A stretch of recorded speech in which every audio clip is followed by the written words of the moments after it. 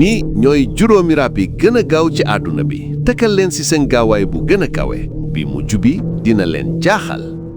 numéro 5 keewal bu Amérique mën na daw ci gaawaay bu toll ci 88 ba 98 km/h ci yoon wu gën a sori li tene bii di daw.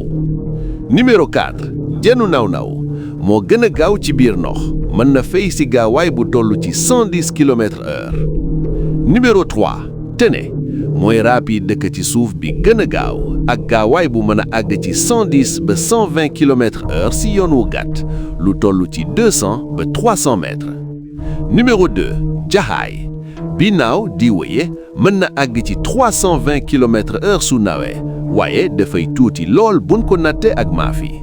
numéro 1 maaf bu naawee mën na àgg ci 390 km/h looloo tax mooy rab yi gën a gaaw ci àdduna bi xeeti rab yépp buñ leen boole.